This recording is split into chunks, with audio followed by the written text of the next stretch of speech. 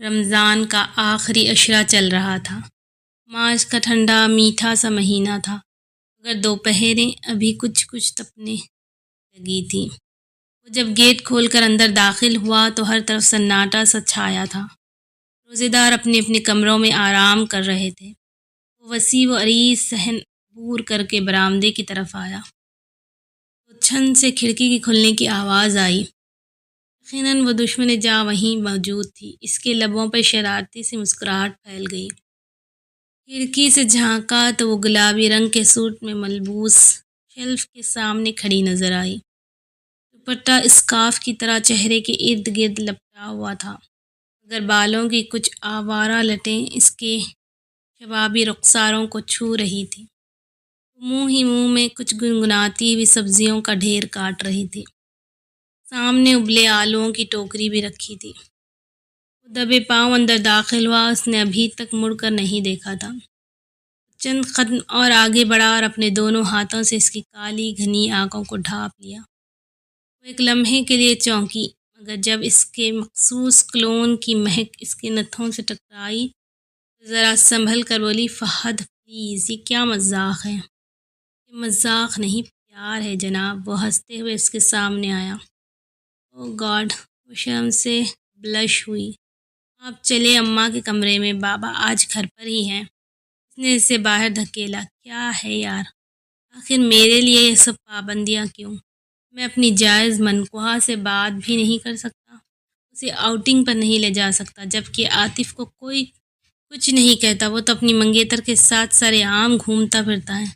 اس نے جھنجھلا کر اپنے اور اس کے مشترکہ کزن کا حوالہ دیا۔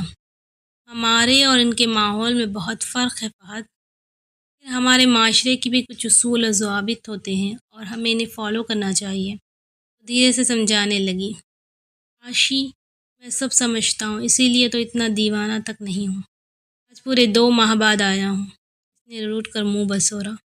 عاشی کی جان پر بن گئی۔ اچھا بابا، نہ روئیں آپ، اماں کے کمرے میں چلیں، یہاں تو کچھ گرمی ہو رہی ہے۔ ہاں، وہیں جا رہا ہوں۔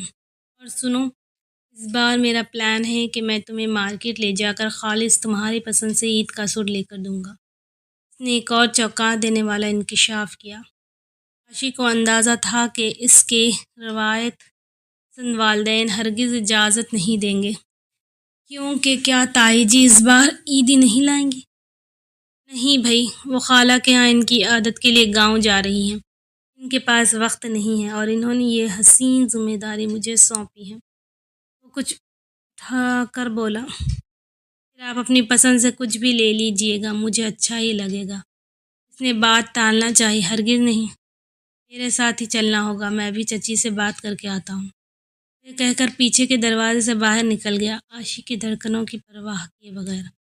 فہد اور عاشی کا نکاح 1 سال قبل ہوا تھا۔ رخصتی ابھی چند سال تک متوقع تھی۔ یوں تو دونوں کزن تھے، پہلے تو اکثر ایک دوسرے کے ہاں آنا جانا لگا رہتا تھا۔ نکاح سے پہلے بھی دونوں میں ایک دوستانہ تعلق تھا، جو عام کزنز کے درمیان ہوتا ہے، مگر جو ہی نکاح ہوا تو عاشی کے سخت گیر والد نے فوراً فہد کے گھر آنے جانے پر سخت پابندی لگا دی۔ بیچارہ فہد احتجاج کیا کہ اب تو عاشی اس کی منکوحہ ہے، پھر یہ پابندی کیوں؟ مگر سنسر بورڈ نے اس کی درخواست کو قطعی اہمیت نہ دی۔ اس کے اپنے والدین کا بھی یہی موقف تھا۔ جب تک رخصتی نہیں ہوتی وہ اپنے سسرال کے گھر سے کئی فٹ دور ہی رہا کریں، مگر وہ بھی دل کے ہاتھوں مجبور تھا۔ کبھی کبھار ڈنڈی مار کر آٹ ٹپکتا اور وقت بھی وہی چنتا جب چچا میاں مسجد میں ہوتے، مگر آج تو وہ گھر پر ہی تھے۔ ٹھنڈی ٹھنڈی گلابی شام رات میں ڈھل رہی تھی۔ کل ہونے والی بارش نے موسم کو خوشگوار بنا دیا تھا۔ تیزی سے بڑھتی ہوئی گرمی کے قدم جیسے تھم سے گئے تھے۔ مارکیٹ کی رونق اپنے عروج پر تھی، اگرچہ ہوش رہا مہنگائی نے خریداروں کی قوت خرید کو خاصا متاثر کر دیا تھا، پھر بھی جیسے تیسے لوگ اپنے پیاروں کے لیے عید کی تیاریاں کرنے میں مصروف تھے۔ فہد بھی عاشی کے ہمراہ مارکیٹ میں موجود تھا۔ اس دن اس نے منت سماجت کر کے عاشی کو راضی کر ہی لیا تھا کہ وہ اس کے ساتھ شاپنگ کے لیے چلے۔ عاشی کو بھی کچھ خریداری کرنی تھی۔ پہلے وہ دونوں مینس ویئر پر گئے، جہاں فہد نے عاشی کی پسند سے اپنے لیے پینٹ شرٹ خریدی۔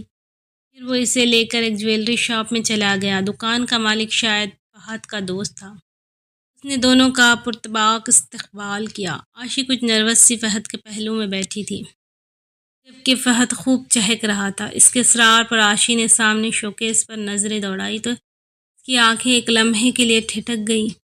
ہر طرف بے شمار قیمتی زیورات جگمگا رہے تھے۔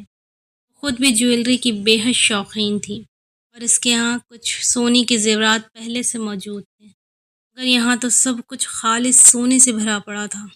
اس کے پاس صرف بوندے تھے جو وہ ہمہ وقت پہنے رہتی تھی، یا پھر ایک وزنی سونے کی انگوٹھی جو اسے فہد کی طرف سے ملی تھی۔ دکاندار نے اندرونی دراز سے ایک چھوٹا سا مخملی کیس نکالا۔ جب اسے کھولا تو اندر نہایت ہی دیدہ زیب کنگن اپنی چمک سے آنکھوں کو حیران کر رہے تھے۔ بے حد نفیس ڈیزائن تھا، کناروں پر باریک نگینے جڑے ہوئے تھے۔ وہ محو حیرت انہیں دیکھ جا رہی تھی۔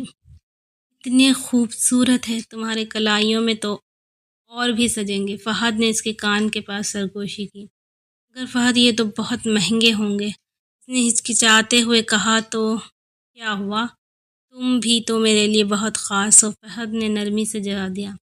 دکاندار نے فوراً وہ کنگن کیس سے نکال کر فہد کی طرف بڑھائے۔ فہد نے عاشی کی نازک سی کلائی تھام کر اس کنگن کو پہنایا۔ اس کی کلائی پر ذرا کھلا تھا مگر بہت خوبصورت لگ رہا تھا۔ یہ سائز تو شاید بڑا ہے۔ کوئی بات نہیں بھابھی، ہم آپ کا سائز نوٹ کر لیتے ہیں، چند روز تک یہ آپ کے سائز کے عین مطابق تیار کر دیں گے۔ دکاندار نے چٹکیوں میں حل نکال لیا۔ عاشی تو چاہتی تھی کہ کچھ کم قیمت کا خرید لیا جائے، مگر فہد نے ایڈوانس کی مد میں کچھ رقم ادا کر دی۔ پھر دونوں نے اکٹھے ایک ریسٹورنٹ میں ڈنر کیا اور یوں ایک یادگار شام کی حسین یادیں سمیٹے گھر لوٹے۔ عید میں فقط 2-3 دن ہی رہ گئے تھے۔ درزی کے یہاں سے کپڑے سل کر آ چکے تھے۔ عاشی نے استری کر رہی تھی جب اماں کمرے میں داخل ہوئی۔ انہوں نے ہاتھ میں تھاما ہوا شاپر سامنے میز پر پٹکا۔ عاشی نے چونک کر دیکھا، ان کے چہرے پر عجیب سے تاثرات تھے۔ وہ بڑبڑاتی ہوئی سامنے پلنگ پر ڈھیر ہو گئی۔ کیا ہوا اماں؟ اس نے تشویش سے پوچھا۔ ہونا کیا ہے، تمہاری پھپھو کو عیدی دینے جا رہی تھی تو تمہارے ابا نے نیا شوشہ چھوڑ دیا ہے۔ کہہ رہے ہیں کہ عیدی کے ساتھ ساتھ جنگ بنگ کے نکال کچھ رقم نقد رقم بھی دے آؤں، تمہارے پھپھو کو دے دوں، وہ آن لائن کاروبار شروع کر رہی ہیں، انہیں ضرورت ہے۔ ارے بھائی، اگر نقد کی اتنی ہی ضرورت تھی تو مجھے پہلے بتاتے، میں ان کے بچوں کے لیے ہزاروں روپیوں کے کپڑے، جوتے اور دوسری چیزیں کیوں منگواتی؟ سیدھا سیدھا رقم ہی تھما دیتے۔ میرا بیٹا بیچارہ پردیس میں بیٹھا ہے، کوئی درختوں سے ڈالر توڑ کر نہیں بھیجتا، آخر یہ اس کے حق حلال کی کمائی ہے۔ وہ روحانسی سی ہو رہی تھی۔ ہاں ماں، آپ پریشان نہ ہو، بھیا سے کچھ رقم نکلوا کر بھیج دوں گی کسی نہ کسی طرح، اور آئندہ پھپھو سے آپ خود بات کیا کریں۔ اگر انہیں نقد رقم چاہیے ہو تو پھر فضول خریداری نہ کروایا کریں۔ جب اس نے نرمی سے سمجھایا تو اماں کچھ ٹھنڈی پڑ گئی۔ آج چاند رات تھی، عید کی ساری تیاریاں مکمل ہو چکی تھیں۔ اسے اب شدت سے فہد کی گفٹ کا انتظار تھا، وہ گفٹ جو فہد نے آن لائن بھجوانا تھا۔ یوں تو وہ خود بھی دے کر آ سکتا تھا، مگر وہی ابا کا خوف، وہ اسے سوچتے ہوئے مسکرا رہی تھی۔ روزہ کھلنے کے بعد عید کا چاند دیکھنے کی تیاریاں ہونے لگی۔ جب چاند نظر آ گیا تو ہر طرف خوشیوں کے نعرے گونجنے لگے۔ گلی میں بچوں کی دوڑ بھاگ اور چہکنے کی آوازیں آنے لگیں۔ اسی وقت کوریئر سروس والا گفٹ پیک لے کر آ پہنچا۔ شاداں و فرحاں، اس نے گفٹ تھاما اور اپنے کمرے کا رخ کیا۔ اشتیاق سے پیکٹ کھولا۔ اندر چوڑیاں، مہندی اور خوبصورت بینگلز موجود تھیں، مگر یہ کیا، یہ وہ والے بینگلز تو نہیں تھے جن کا اس نے آرڈر دیا تھا، اور یہ تو شاید گولڈ کی بھی نہیں تھی۔ ظاہری طور پر یہ بھی دیدے زیب تھے، مگر جو پہلے بینگلز تھے ان کی بات ہی کچھ اور تھی۔ شاید دکاندار نے غلطی سے پیکنگ میں کچھ اور شامل کر دیا تھا، مگر اب وقت کم تھا اور وہ آگے بڑھنے کا فیصلہ کر چکی تھی۔ پھر اس کے کزنز کا ٹولہ آ پہنچا، وہ سب مہندی لگوانے جا رہی تھیں۔ اس نے گفٹ پیک سنبھالا اور ان کے ساتھ چل دی۔ رات گئے وہ لوٹی۔ اس نے ایک بار پھر فون اٹھایا، مگر اب کے سگنل سے غائب تھے۔ یقیناً لوڈ کی وجہ سے نیٹ ورک بند ہو چکا تھا۔ وہ شدید تھکی ہوئی تھی، نہ جانے کس وقت اس کی آنکھ لگ گئی۔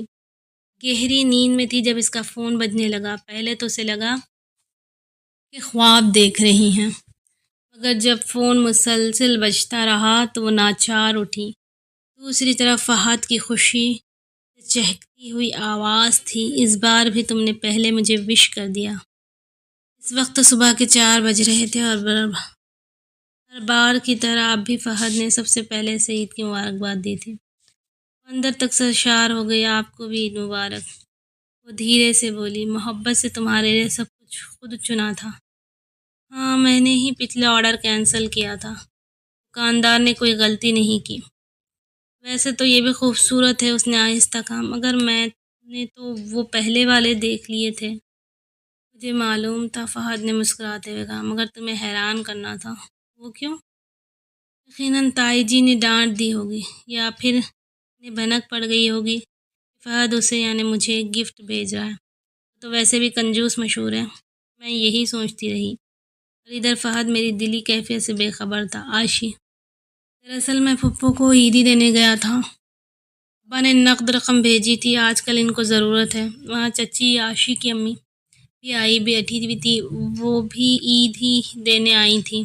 وہ بتا رہی تھی کہ پہلے انہوں نے چیزیں خریدی تھی، مگر جب پتہ چلا کہ ان لوگوں کو رقم کی ضرورت ہے تو انہوں نے واپس کر دی۔ عاشی، یقین جانو پھپھو اور پھوپھی جان تو نقد رقم پا کر بہت خوش تھے۔ انہیں ضرورت جو تھی، مگر ان کے بچے مرجھائے ہوئے تھے، کیونکہ انہیں تو نئے کپڑے جوتوں کا شوق تھا۔ مجھ سے ان معصومہ کا تعصب دیکھا نہ گیا۔ میرے پاس اضافی رقم تو تھی نہیں۔ تمہیں پتہ تو ہے کہ میں نے 2 کمیٹیاں بھی ڈالی ہیں، پلاٹ کی قسط دینی ہوتی ہیں۔ میرے پاس کچھ اضافی رقم تھی اور کچھ بچتیں بھی۔ میں نے فیصلہ کیا کہ گولڈ کے بینگلز کا آرڈر کینسل کر دوں اور وہی رقم ان بچوں کی مدد کے لیے استعمال کر لوں۔ فہد نے کہا، عاشی تو اپنی ہی ہے، اسے کبھی نہ کچھ دے ہی دیا جائے گا۔ مجھے مان سے سمجھا رہا تھا۔ فہد نے نرمی سے کہا، تم اداس نہ ہو، عید کے بعد تمہاری برتھ ڈے بھی ہے، میں اسے ویسا ہی حسین بنا دوں گا۔ میں مسکرا کر بولی، نہیں فہد، محبت تو سونے چاندی کی چیزوں میں نہیں چھپی ہوتی، یہ تو ایک احساس کا نام ہے، دلوں میں ہوتا ہے۔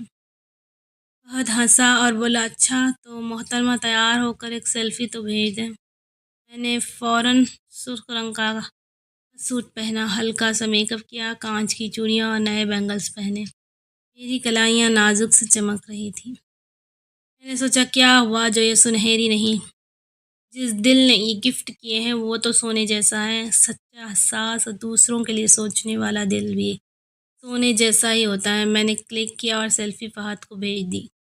دوسری طرف میری تصویر دیکھ کر فہد نے اللہ تعالیٰ کا شکر ادا کیا کہ اسے ایک ایسی خوبصورت زندگی ساتھی ملی ہے، نہ صرف چہرے سے حسین ہے بلکہ دل سے بھی اتنی ہی خوبصورت ہے، جو اپنے ہم سفر کی ہر مجبوری کو سمجھتی ہے۔ دونوں نے ایک دوسرے کو دل کی گہرائیوں سے عید مبارک کہی اور پھر فہد نے مسکرا کر فون بند کر دیا۔